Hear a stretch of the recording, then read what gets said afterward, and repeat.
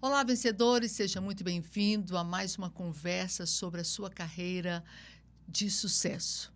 Como você sabe, nosso programa tem o objetivo de falar com você que lidera um time, seja você gestor, seja você empresário.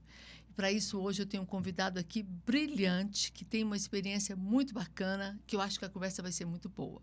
Mas, só para não fugir à nossa rotina, lembrar o nosso slogan, o que nós acreditamos que venha contribuir para edificar o nosso programa e a nossa vida dentro da empresa.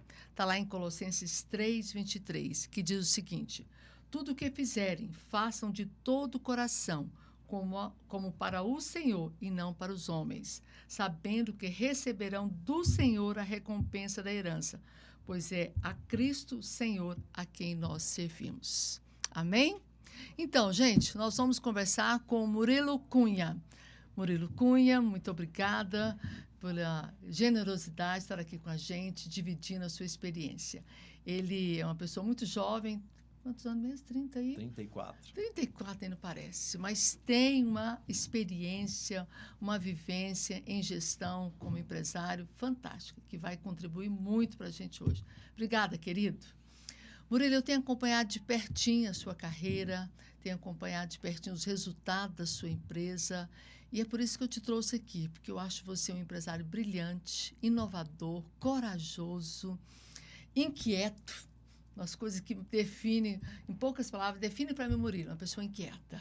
Ele está sempre em busca de um novo, sempre em busca de uma coisa que pode ser melhorada, muito, muito contestador.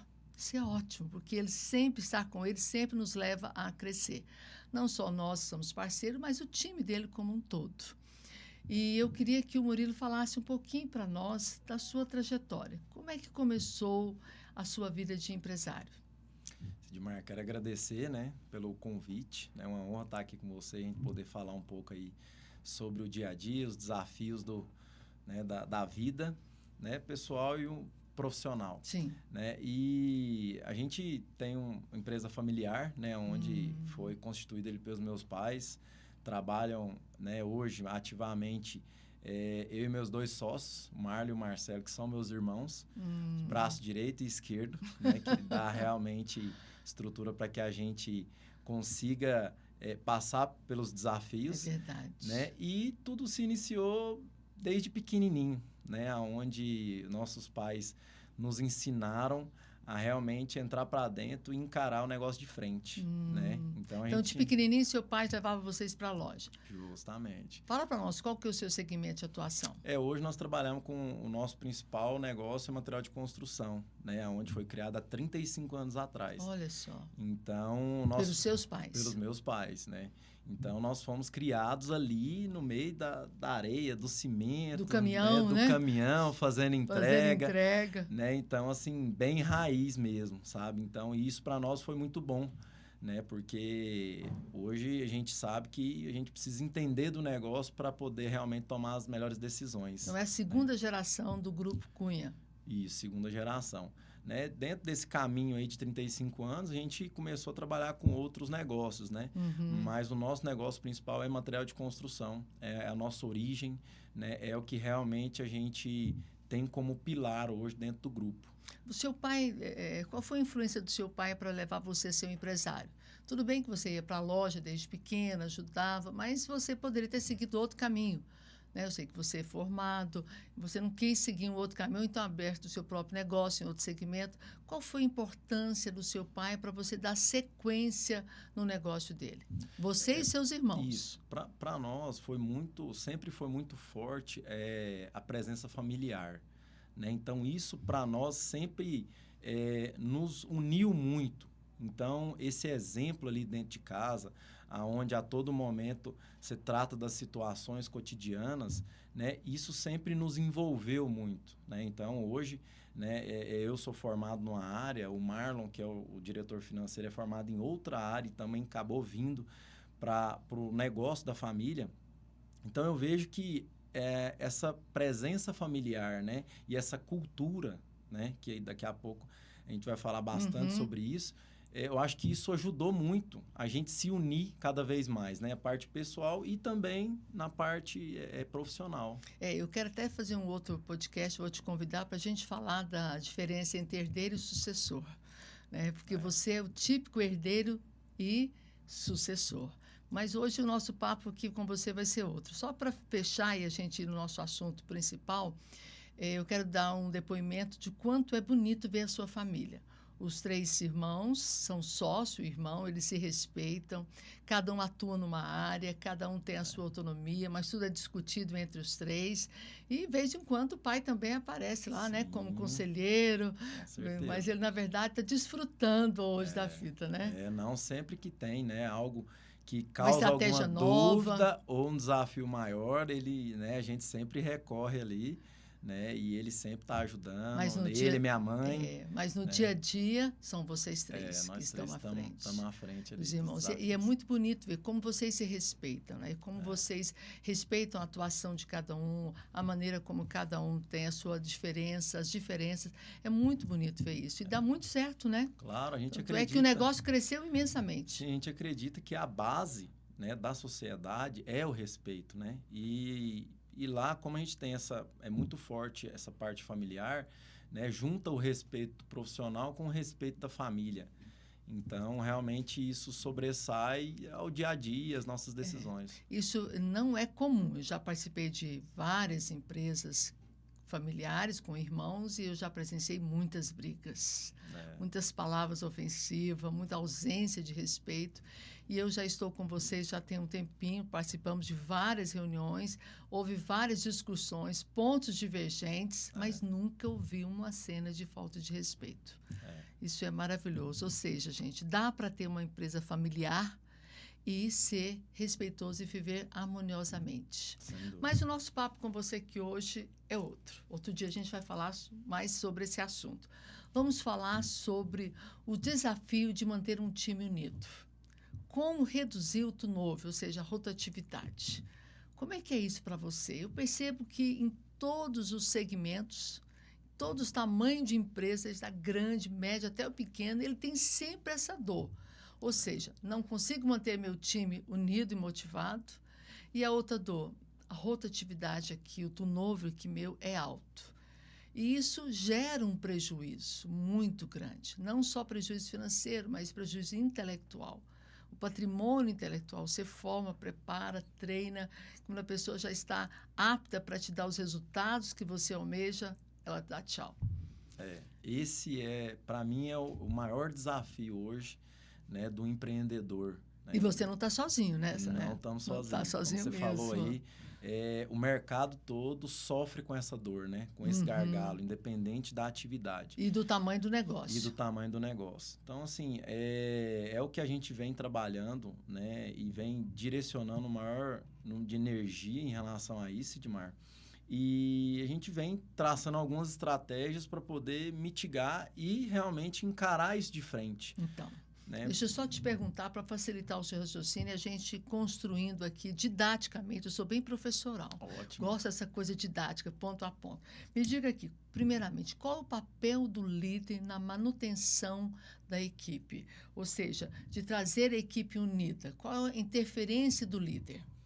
Primeiro, eu acredito que é a parte do clima da empresa. Mas quem gera esse clima? Qual é a responsabilidade? Isso eu queria saber. A responsabilidade, para mim, realmente é de você estar lá dentro para você buscar e interpretar, né, os possíveis gargalos ali, que é realmente, isso vem de cima para baixo na empresa, né? Isso vem da diretoria, isso traz ali uma cultura onde toda a parte de gerente, o tático, o operacional, começa a sentir isso no dia a dia. Então, eu acredito que a responsabilidade de ter esse clima organizacional, manter um time unido, começa na visão do líder. Sem dúvida. Como ele enxerga isso, qual é o olhar que ele tem para os seus colaboradores, para o seu time. Sem dúvida. Então, o líder, ele é quem dá o tom do ambiente aonde que você está inserido, onde as pessoas estão inseridas nos seus determinados cargos. Isso. Então, o líder ele é vital, né? Vital. Como é que você tem feito nos seus anos aí? Você tem uma empresa aí enorme, né? São quantos funcionários ao todo no grupo? nós estamos com 210 funcionários. Então são várias pessoas com várias estratégias de negócio, com vários departamentos. Como é que vocês, como diretores, têm trabalhado essa questão de manter o clima organizacional satisfatório e produtivo? O primeiro passo lá, como a gente tem a sociedade dos 3 diretores, né, é a gente manter um alinhamento muito claro entre a direção, né, entre os diretores. E, em cima disso, né, a gente fazer um trabalho muito forte com os líderes, né, com essa liderança, onde você vai trazer todo mundo para a mesma página. Né, independente do negócio, independente, né, da atividade, eu acredito que esse líder ele tem que estar alinhado com a diretoria para ele poder cascatear isso para baixo. Isso. Então, a gente vem fazendo um trabalho realmente de nivelar esse líder, trazer uma consciência para ele, né, que ele realmente é o responsável por tudo que acontece ali abaixo dele. Né, que isso envolve clima, isso envolve realmente o engajamento, a motivação, a comunicação, né, a parte processual, que isso tudo deságua no resultado. Achei interessante quando você falou, tudo começa com a unidade da diretoria. Ou seja, falar a mesma língua. Cada um com o seu jeito de ser, cada um com a sua particularidade, mas a mesma conversa. Começa ali. E é interessante que os colaboradores percebem quando os sócios divergem. Sem dúvida. Na Bíblia diz que um reino dividido não subsiste. Sócios que não têm unidade, não estou falando que tem que ser parecido, não. Podem ser diferentes, mas tem que ter unidade. No ponto de vista, no objetivo, no propósito, para que depois aquilo possa ir descendo para as escalas menores. Justamente. Tá, então, aí trabalha, vamos falar de maneira bem prática, como é que trabalha isso? Quais são as ferramentas que eu tenho que usar? Porque eu tenho a diretoria, depois vem os gerentes. Depois vem o gerente, vem os supervisores, depois vem a operação em si. Qual é a estratégia, estou falando da sua empresa, qual é a estratégia que vocês atuam para que essa comunicação chegue lá no meu operacional? Sidmar, a gente tem adotado já há uns 2 anos, a gente trabalhar muito a parte comportamental e a parte técnica. Né? E aí a gente se resume ali em pessoas e processos. Né? Então, a gente São os 2 P's da empresa. São os 2 P's da empresa. Inclusive, a gente vai trabalhar muito forte em 2025, né? Que 2 P's transformam em resultado. Né? Então, a gente acredita que isso tem que andar junto, né? Ou o mais próximo possível. Então, esse trabalho da gestão, e isso começa na diretoria, que ela é envolvida 100%, a gente tem que estar sempre atento na parte comportamental daquele colaborador, né? E na parte técnica, ou seja, a hora que ele traz aquele processo, no conhecimento da atividade. Como é que ele desempenha a atividade dele lá no ponto de trabalho Isso tem dele. que conversar o tempo inteiro, porque senão ele não consegue transbordar. Se ele não transborda, ele não consegue trazer isso para a equipe dele. Né? Então, a gente vem realmente enchendo isso, né? Trabalhando isso nos nossos líderes, também em nós como diretoria, para que realmente a gente consiga atingir, né, todo mundo da empresa, todos os níveis, de uma forma sustentável. Quais são as práticas, quais são as técnicas para atingir essa forma sustentável? Vamos lá, tipo, reunião. Sim. Reunião, a gente tem lá um processo que a gente tem reuniões mensais com toda a liderança do grupo, onde a gente traz essa união do grupo. Nós temos reuniões uma vez por mês. Que é uma reunião de resultados. Apresenta os resultados, justamente. Então, cada um tem um tempo para poder apresentar o seu resultado. Né? E naquele momento, você interage com outras atividades, né? Talvez tenha ali um gestor que é de outra parte, que talvez nunca teve aquele acesso e cabe ele também já conhecendo um pouquinho, né, do que o colega faz, para gerar uma sinergia. Ou seja, naquela reunião mensal, todo mundo fica sabendo como é que foi o desempenho da sua loja, do seu departamento durante aquele mês. Isso mesmo. Eu compartilho isso com o grupo. Isso mesmo. É uma reunião que, muitas vezes, se não tiver um alinhamento, um propósito, ela torna extremamente desgastante. Perfeito. Nervosa, as pessoas ficam apavoradas, porque o gestor vai para a reunião, o diretor vai para a reunião com um chicote na mão. Justamente. E aí fica todo mundo, um dia antes, já perde o sono, já não quer, sabe, daquele mal-estar, mão gela, porque vai para a reunião com a intenção de não construir e alinhar, mas às vezes de dar bronca. Como é que você vê isso? Quem estiver nos assistindo, que tem essas reuniões, qual a pergunta que você faria para ele? Como é que é a cabeça dele quando enxerga, vai para uma reunião dessa? É o delegado que chega na reunião, né? Ou é aquele diretor que é participativo? Eu vejo que isso tudo vai da cultura da empresa, né? E você não consegue mudar isso do dia para a noite. Não, é verdade. Isso é um trabalho e é algo que você vai construindo, essa confiança, você vai construindo ela com os seus líderes, né? Com o seu delegado? time. Depende. Eu era mais delegado, né? E a gente também vai... Parabéns pela coragem de dizer isso. E a gente vai amadurecendo, evoluindo, Perfeito. Né? Vai vendo alguns posicionamentos que você talvez você cedeu um pouco, enfim, que faz parte do jogo. E não é fácil, viu? Não quer dizer que é fácil. Não estou querendo aqui tornar isso uma tarefa leve. Não é. Sim. Você tem que dar conta dos resultados. Com certeza. As contas estão chegando, os números estão aí. O número não leva desaforo. Justamente. E aí eu estou estressado, porque eu estou vendo que estou nadando e todo mundo está aí parado. Justamente. Então tem que ter um controle emocional extremamente significativo para que o time possa entender a seriedade do assunto, o compromisso com o resultado, sem se sentir ameaçado. Justamente. Entender que aquele momento ele tem que ser construtivo. Né? Então, não é um momento de tensão para poder ir lá realmente levar a chicotada. Mas isso, eu acredito que é um desafio, né, de todo gestor. Né? Então, assim, a gente vem construindo esse clima há algum tempo, sabe? E aí, uma coisa que acontece muito, eu vejo nas empresas, que são gerentes que são muito sensíveis. Sim. Extremamente sensíveis. Né? E que só de olhar para ele já começa a chorar.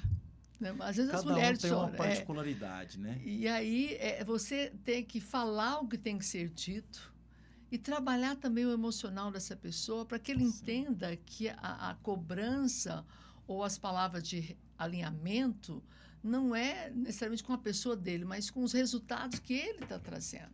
Perfeito. Sabe que uma das grandes dificuldades para mim foi entender isso?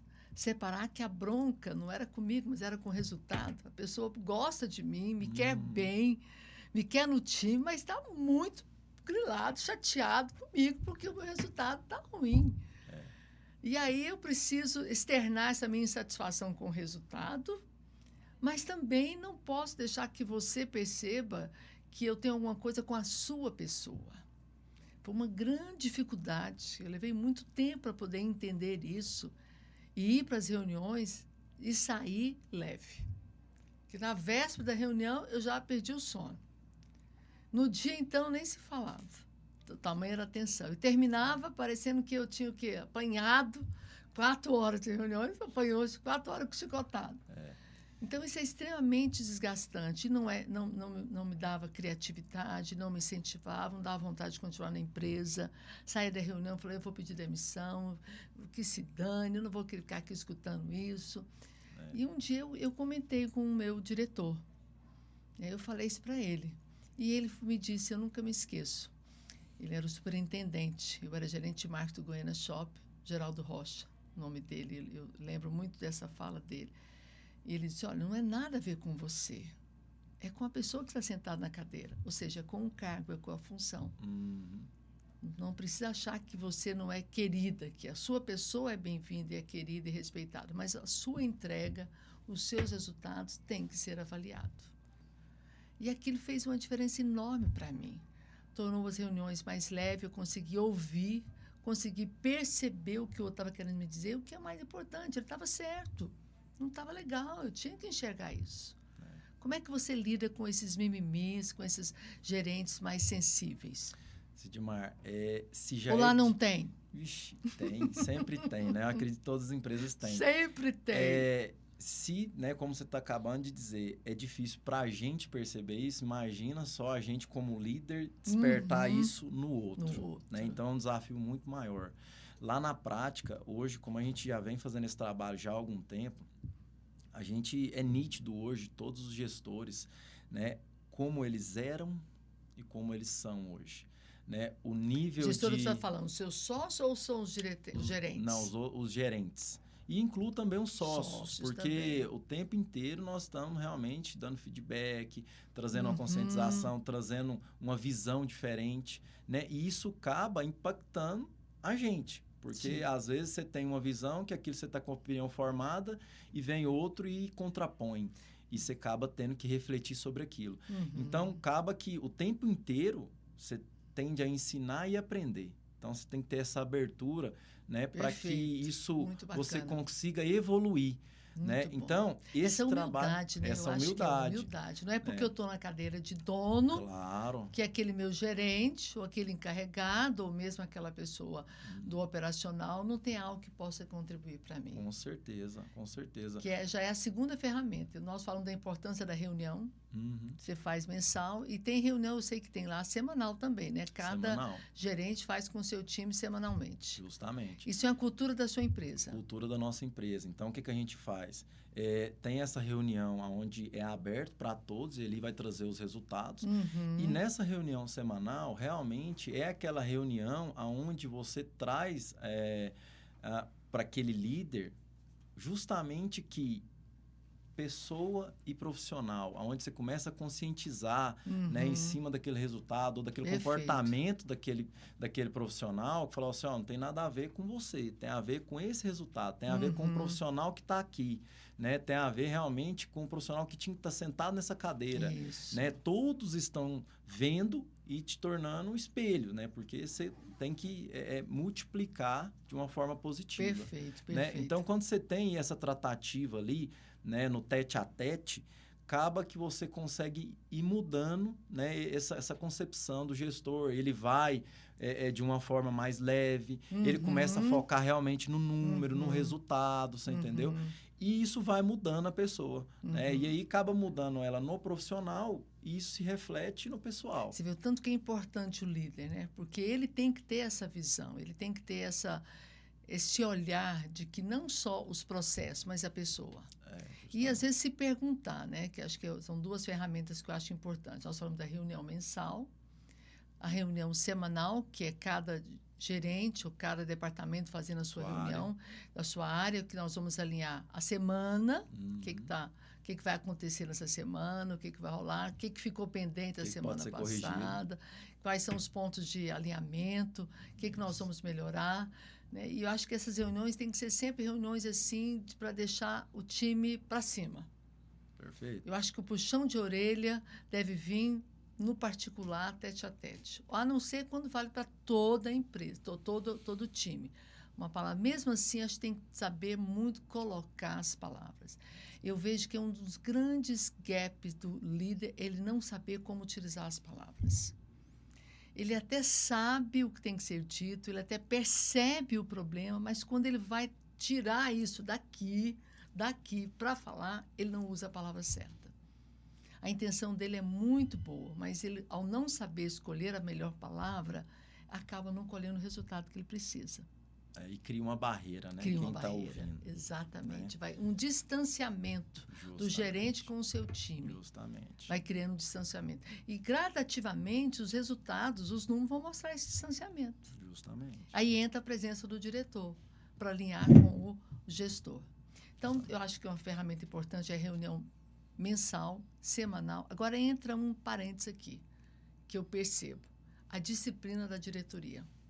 A tal da reunião semanal, se a diretoria não tem essa firmeza de, não é cobrar, de colocar e literalmente cobrar, passa batido. Passa batido. Porque aí o gerente fala, mas essa semana foi muito corrida, essa semana choveu, o sistema saiu, foi muito problema, eu adoeci, não pude vir para a reunião no dia, faltou, chegou atrasado, e aí não teve a reunião. É isso mesmo. E isso, assim, Sidmar, é muito... e você vai trazendo essa cultura dentro da empresa. Né? E, para nós, isso é muito latente. Cultura nada mais é que a repetição de vários hábitos. Justo. Então, isso é muito latente, uma vez que a gente vem de uma empresa familiar. Então, assim, tem-se aquela cultura de ir fazendo e não ter, Na né, gestão aquele do seu planejamento. pai, não tinha reunião mensal nunca, não Justo. tinha nem a Vai semanal. fazendo, vai fazendo, vai Vai fazendo. acontecendo, vai apagando o Tendo um incêndio problema, aqui. você resolve. E aí vai. Né? Então, assim, para nós também, isso é um desafio. Foi um aprendizado, né? Foi um aprendizado e tem sido, né? Cada dia entra um gestor com um perfil um pouco diferente, você tem que ajustar. Realmente, você tem que ser um pouco mais incisivo, outros não. Né? Então, o desafio de trazer isso de uma forma nivelada para o grupo, né? Isso faz com que a gente aprenda todo dia, né? E eu, como eu te disse, estou com vocês já tem um tempo, eu percebo que vocês são muito criteriosos e disciplinados, até com as suas reuniões. Então, uma vez por semana, eu sei que toda quarta-feira tem reunião do sócio. Sim. Ponto final. Ponto final. Se um sócio está viajando, vamos fazer só com nós dois, mas, né, ou então espera voltar, mas toda semana tem a reunião com os sócios. Tem. Daí, todo mundo fica sabendo. Não, o Bruno está em reunião. Ela falou, cadê o Marcelo? Está em reunião. Cadê o Mar? Está em reunião. Então, reunião do sócio. E aquilo vai criando aquela cultura. Está em reunião. Toda semana tem reunião do sócio. Daqui a pouco ele sabe que ele tem que fazer reunião semanal com o time dele. E a reunião mensal ele vai ser cobrado. Justamente. Ótimo. Então, acho que começa por aí, essa disciplina de acreditar no poder de uma reunião.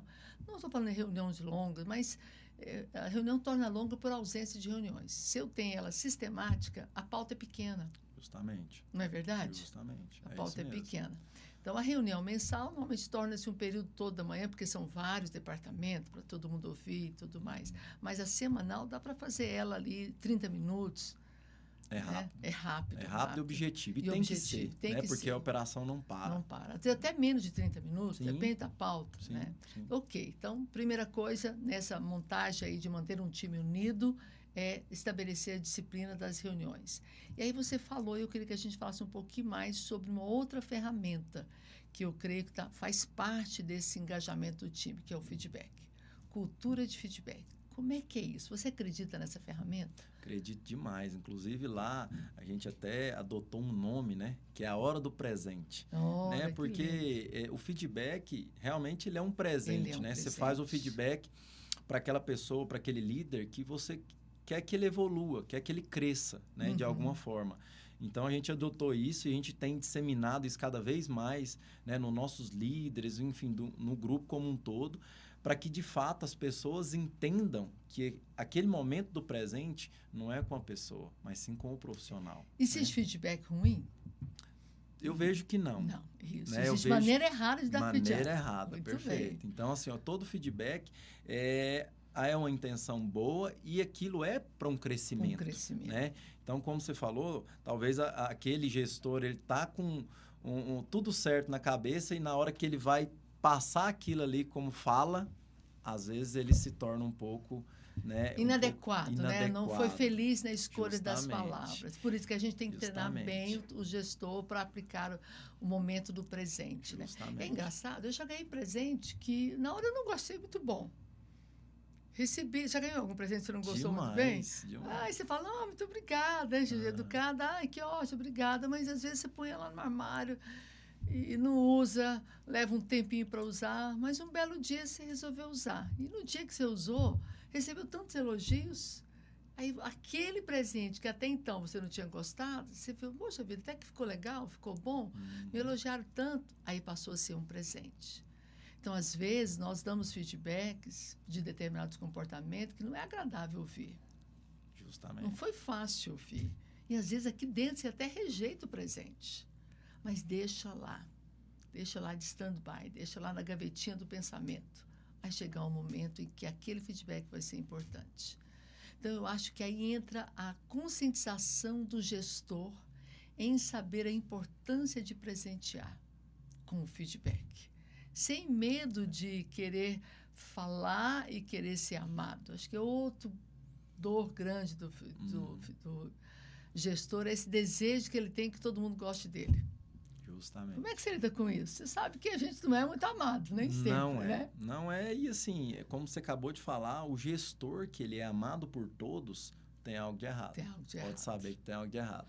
Porque grande parte das vezes, realmente, você tem que trazer ali uma realidade para aquele colaborador ou até mesmo para aquele gestor que a conduta não está no caminho certo, ou não está realmente com o propósito da empresa, ou com os valores, ou não está realmente trazendo o resultado que se espera. E isso, eu acho que é nosso, do ser humano, de você não ter aquela receptividade toda. Então, é normal. Tá fechado, se fecha, né? Sim, então, assim, essa necessidade de sempre ser aceita a todos os momentos, isso, para mim, é um dos maiores gargalos, né, da gestão. É confundir respeito com afeto. Perfeito. Então, eu não preciso ser amado, eu preciso ser respeitado. Perfeito. Então, não, a pessoa... Eu sempre me preocupo muito com os meus gestores, que a gente acompanha e trabalha. Você não pode ser visto como um cara grosseiro, rude, bruto. Ah, fulano é muito grosso, é muito bruto. Isso é negativo. Mas fulano é muito firme. Ele é muito firme. Se ensina ou não, ele é pontual, ele é direto, ele é objetivo, ele é transparente. Você conversa com ele, você sabe o que ele gostou, o que ele não gostou. Isso. E aí, eu sempre falo, deixe sempre claro com quem você está falando que a questão não é com ele, é esse seu comportamento, essa sua atitude que não está indo de encontro com o que a empresa espera de você. É isso mesmo. Não é nada com a sua pessoa.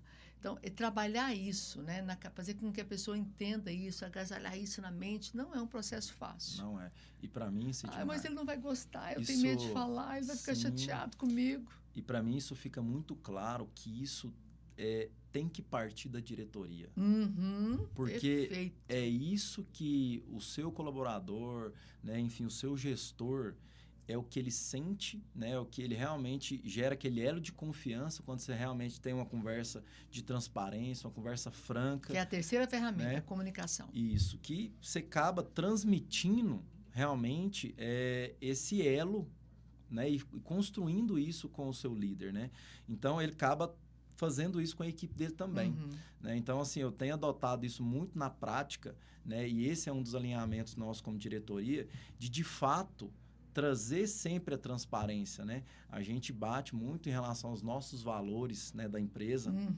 Então, isso acaba facilitando. Naquele momento, como a gente está falando do presente, você talvez não receber ele com tanto positivismo, mas daqui a pouco isso se torna natural na empresa. Né? Então, acaba que todo mundo acostuma a trabalhar de uma forma transparente, de uma forma onde o apontamento daquele ponto de melhoria, aquilo não dói mais, aquilo realmente está na mesa e vamos consertar. Bacana. Né? Então, só recapitulando. Reunião, associamos à disciplina. Feedback, hora do presente. Ensinar isso, começando sempre a diretoria. Agora, a terceira ferramenta para trabalhar o engajamento do time, chama comunicação. Como que eu posso trabalhar a minha comunicação? Porque, olha, a coisa que nós mais tropeçamos é na comunicação.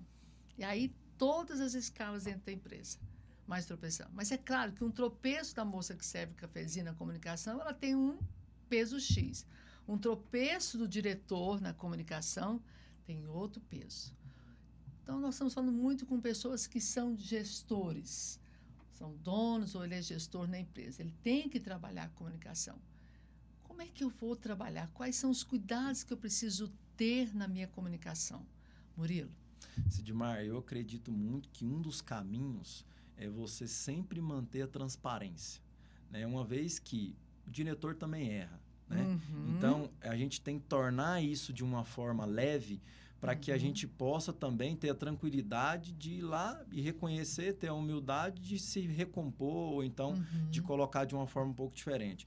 Então, hoje, a gente tem trabalhado, e eu especificamente tenho trabalhado muito de uma forma bem transparente e de uma forma muito participativa com os nossos gestores, aonde realmente você traz ali uma fala ou um direcionamento e você sempre pega um retorno ali, né, de um entendimento, ou de uma opinião, ou da operação, ou de uma sugestão. Então, acaba que isso, a gente consegue uma interação mais tranquila e a gente consegue fluir mais, né? Então, a gente tem trabalhado muito isso lá, eu tenho feito muito esse exercício e eu vejo que tem ficado mais uma comunicação tem surgido Mais mais leve, né? efeitos, né?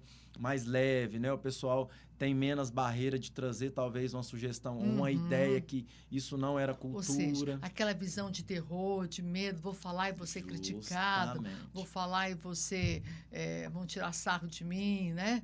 Ou a pessoa pode me dar uma resposta, eu vou me sentir humilhado. Isso não tem feito. E aí você falou de tudo isso, está perfeito. Tem duas coisas que eu vou resumir na sua fala, na comunicação. É o que você faz. Você trouxe a prática. Chama-se ouvir e perguntar. Justamente. Então, quando você fala, estou interagindo, você está fazendo o quê? Você está ouvindo e está perguntando. Então, uma coisa que eu gostaria de deixar assim, bem forte, bem salientada, que a comunicação nada mais é do que você saber ouvir e saber fazer perguntas. O líder que dá só resposta, ele, em primeiro lugar, ele comete algumas falhas. Vamos ver, eu não vou falar não, deixa eu ouvir você falar. Quais são as falhas que você vê mais recorrentes no líder que só dá resposta?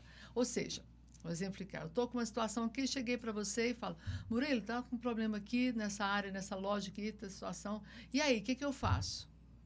É o papel dele trazer para você. Justamente. E aí? Esse para mim, hoje, um dos maiores desafios, né? Por isso que eu te perguntei. Como a gente é um pouco mais acelerado e acaba mais objetivo, né? Porque tem várias demandas. Você pergunta e responde, né? Então, assim, realmente a gente precisa ponderar isso, né? De uma forma que a outra pessoa tem que trazer a resposta. E na maioria das vezes, essa pessoa que traz, né, essa situação, ou esse ponto de melhoria, ou esse desafio, ela já tem a resposta. Ela já sabe. Ela já sabe, né? Só que pela zona de conforto, correr o risco, né? De fazer errado. Perfeito. Então, eu vou lá, se errar, foi o chefe que mandou, tá tudo certo. Justamente. E aí a gente acaba criando bebês. Justo. Bebês dentro da empresa, né? Ou seja, ele vai buscar uma chupeta. Justamente. Nada mais do que isso. Aquele menino está chorando, que vai lá e você põe o biquíni na boca e ele se cala. Justamente. Esse é o grande... E gera uma dependência. Uma dependência. Né? Uma dependência. Aí tem aquele monte de gestor que não pode tirar férias, não pode ir para uma reunião fora da empresa. Inclusive o diretor, né? Inclusive os diretores. Começa por eles, porque é feito cascata. Justamente. Essa é a cultura, Justamente. Né? De chegar. E às vezes eu vejo também muito ego, muita vaidade de bater no peito e falar, esse pessoal, se eu não estiver aqui, a coisa não anda. Nossa, quando eu escuto isso, eu falo, coitadinho. Que pena, meu Deus, como ele está errado, como ele está equivocado. Não, porque tudo eu tenho que estar presente, tudo eu tenho que apontar, as pessoas não enxergam o erro. Eu fico olhando e falo, ele conta como se aquilo fosse um grande feito. Posso nem tirar férias. Eu tiro aí um recesso de uma semana, 8 dias, porque eu não posso tirar férias. Justamente. Meu querido, se você fala isso, por favor, não fale isso nunca mais. Que isso é um atestado de uma incompetência enorme na sua gestão. Mas isso vai muito da maturidade, sabe, Sidmar? Falo isso porque, por muitos momentos, eu cometi muito esse erro de realmente fazer questão daquilo se centralizar. Mas era a cultura, né, que você herdou. Justo. Então, assim, isso realmente você desfazer isso, desfazer essa cultura exatamente. É muito desafiador. Né? Então, desconectar dessa mentalidade que eu preciso ter resposta, claro. Né? E você teve essa humildade, você e os seus sócios também, de perceber que esse não era o melhor caminho. Deu certo no negócio do meu pai, a realidade era outra, o mercado era outro, está tudo certo. Ele fez o melhor dele. Mas hoje eu vivo em outro cenário. Hoje eu não sou meu pai. Então, eu tenho o dever de evoluir.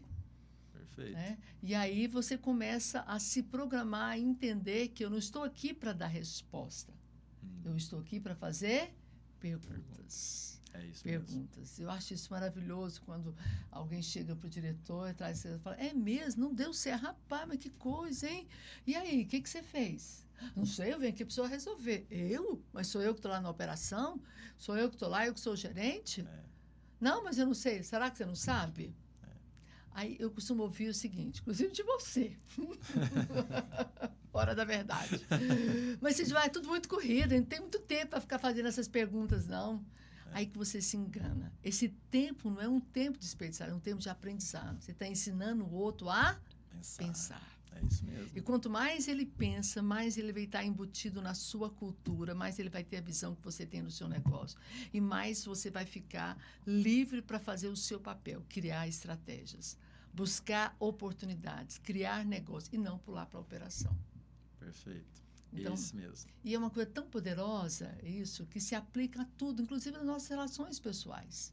Um pai educando um filho, né? Principalmente um filho juvenil, adolescente, que ele acha que sabe tudo, que não quer ouvir a opinião do pai, e o pai quer dar receita para tudo. Uhum. E aí vira uma polêmica, né? É hora de você fazer perguntas, porque as perguntas são respostas. Sim. E é interessante que Jesus fazia muito isso no seu ensinamento, né? Ele sempre, o que queres que eu te faça? O cara é cego, se eu me fizer essa pergunta é bem óbvio, não? É verdade. Poxa vida, o que queres que eu te faça? Não sei, de repente você quer uma esmola, o que você quer que eu te faça? Mesmo sendo óbvio, eu preciso abrir a boca e aprender a falar, né? Aprender a expressar o que eu quero, e não a gente deduzir. É um tal de, eu vejo muito isso, é um tal de, eu já sei a resposta, eu já conheço ele muito bem, já sei até o que ele vai falar. Será que sabe mesmo? Será que conhece tão bem? Conhece nem a si próprio. Não conhece nem a si próprio, vou conhecer o outro. É isso mesmo. Muito bom. Turnover. Rapidinho. O que eu faço para me reduzir a minha rotatividade? Que é o famoso turnover. Sidmar. O que a sua empresa, o que o grupo tem trabalhado para trabalhar? Nós falamos um pouquinho de como manter, né? É o segundo momento. Agora, o que eu faço para me reduzir a minha rotatividade? Eu vejo que a rotatividade, diante de todos esses fatos que nós estamos falando, de trazer a cultura, de mudar, né, todo ali o ambiente, né, da empresa e tudo mais, isso é a médio e longo prazo. Né? E eu vejo que, né, toda a sociedade, digamos assim, cada vez mais está imediatista, né? Então, está muito rápido, né? As pessoas entram e o tempo inteiro elas querem o resultado, né, antes de realmente fazer trabalhar o resultado. Então elas querem colher antes de plantar. Ou seja, eu quero comer o bolo sem antes de botar o bolo no forno. Justamente. Então não vai dar certo. Isso tem ficado cada vez mais latente, né? E isso tem se tornado um desafio muito grande para o RH, para o turnover. Porque aquela pessoa, ela entra, realmente tem todo um contexto, tem todo um trabalho a ser feito, só que ela não quer realmente fazer ele para depois colher. Né? E isso, para nós, tem se tornado muito desafiador, porque você tem que trazer para aquela pessoa realmente a consciência de que existe um processo, existe um início, meio e fim, né? E muitas das vezes as pessoas não querem esperar. Principalmente quando você fala no operacional, né? No operacional. Às vezes, no caso de supervisão, gerente, ele tem um pouquinho mais de entendimento, mas o operacional, ele quer o imediatismo. Isso, justamente. Eu acho que é importante, nesse primeiro momento, compreender o porquê do turnover. Justo. Para nós lá, e alguns pontos que a gente pega, primeiro essa parte que a pessoa quer algo muito rápido antes de passar pelo processo, né? E a gente vem tentando trazer essa clareza para todo mundo, aonde você trazer um ambiente de trabalho, aonde você trazer uma harmonia, aonde você trazer um contexto para aquela pessoa ter uma sustentabilidade, isso vai ser mais positivo para ela, né? No curto, no médio e no longo prazo. Então, esse é o desafio hoje no nosso RH. Né? Então, a gente vem encorpando cada vez mais para que realmente fique o mais claro possível para esse colaborador que ele precisa realmente trazer essa concepção para ele poder ficar. Entendi. Bacana. Mas, assim, resumidamente, eu acho que o turnover, ele começa primeiro no processo seletivo. Sim. Tem que ser um processo criterioso, tem que fazer uma investigação bem, tem que entender bem qual que é a proposta daquele colaborador e não simplesmente eu estou precisando desesperado daquela vaga, eu vou colocar lá. Então, eu vejo muito isso. O que apareceu, eu que é só pelo financeiro.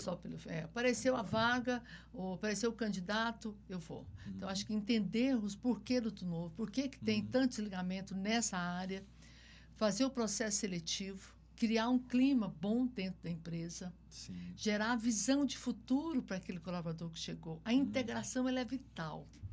Que é na integração que eu mostro como é que a empresa enxerga você amanhã. Justo. Quais são os caminhos que eu tenho para te oferecer que você pode construir um processo, uma carreira aqui dentro. Você pode construir uma carreira, você pode realizar sonhos, você pode aumentar o seu ganho financeiro. Porque Porque não é só dinheiro, não, viu? Sim. Tem muita gente que desliga por causa do ambiente, pela maneira que o meu chefe me trata, como é que ele me corrige, como que ele fala comigo. Não é só dinheiro. Concordo. Eu sei que o dinheiro tem um peso, o salário que eu ganho tem um peso significativo, mas se eu tenho um salário de mercado, não posso fazer nada fora. Aí sem chance de conversar. Justamente. Mas se eu tenho um salário de mercado e um ambiente bom, aquela pessoa vai continuar insistindo. Olha, você vai ter um plano de carreira, quando você fizer um ano de casa, você vai ter X de aumento. Aqui, nessas entregas, você vai ter esse bônus, essa compensação.